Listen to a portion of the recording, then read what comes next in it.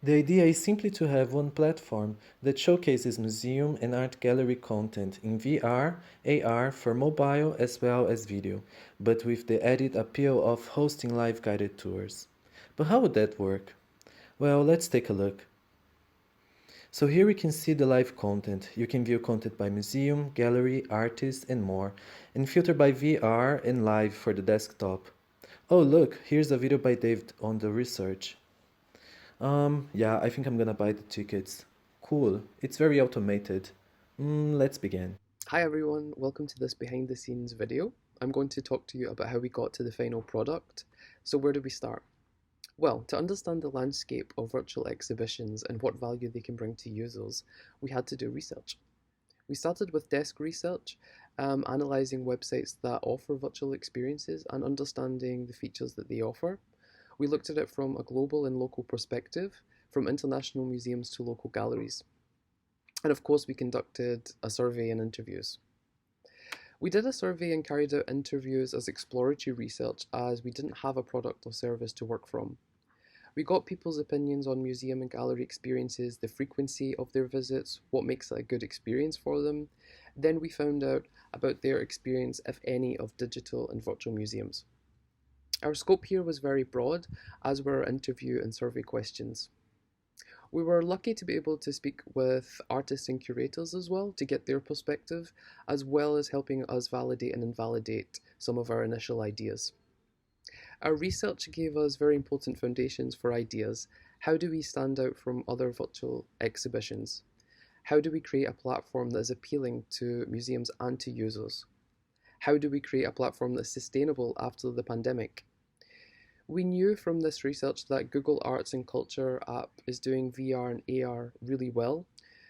We found out that people are not interested in paying for a virtual experience because all of the big museums and galleries are already doing it for free. There's also a huge difference between a physical museum and a digital one. It is linked so closely to tourism for a lot of people, and a lot of people experience is more than just seeing the work of art or the object. So where does that leave us? How do we differentiate ourselves? How might we attract visitors to use a digital platform to experience digital exhibitions? Our research raised a lot of questions, but also pointed towards opportunities. We saw an opportunity to make something that was more engaging, easy to use, a place where it could be easier to find content and give a feeling of interaction to the user. So ideas were forming. One platform bringing all of the exhibition content together, multiple content options, VR, AR, live guided tools, artist showcases, interviews behind the scenes, works in progress, after hours at the museum. We wanted to include an events calendar, community platform, an artist page where people could donate. So we have lots of ideas and we're really excited about them. What's next? Well, next for us was to define our user persona to help guide us during the rest of the project. Meet Sarah. She's a 30-year-old web designer interested in the Berlin art scene and likes to get inspired by art in museums. She misses going to exhibitions and would usually go at least once a week before the pandemic. She would love to have all the museum's content in one place. Now that we've looked at the user, let's go and check some of the gallery content. Ah, what's this? Flows and styles.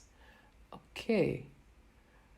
So here you can see two user flows we created for Sarah. In the first, she explores the desktop version and chooses a panoramic exhibition. While she is there, she is notified of a live event happening soon, which she clicks and is prompted to pay for the live tour. In the second flow, she uses the mobile version to filter content by VR so that she can try her VR glasses. For branding, we considered the attributes we wanted to communicate as artistic, modern, contemporary, and created and tested a mood board for user feedback. Then we created and tested style tiles and finally settled on a style guide to build the UI elements. Oh, here's another live video happening now. Let's take a look.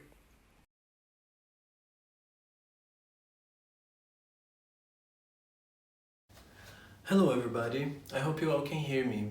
My name is Rafael and in this live I'm gonna talk about our lo-fi and our competitors. So we begin with developing lo-fis and creating mid-fis, but quickly creating a basic hi-fi to test with users. We found from previous weeks that users don't really understand mid-fi wireframes, so it was important for it to look as real as possible during tests. We iterated from feedback, but also checked in with our stakeholders to ensure that we're still on track with the initial idea. So here is our mid-fi. But I also would like to talk about our competitors, because before we had the platform, we didn't have a direct competitor. And our competitors, they could also be our collaborators. Although Google Arts and Culture have a very interesting and interactive platform. And here you can have a look in our competitor analysis.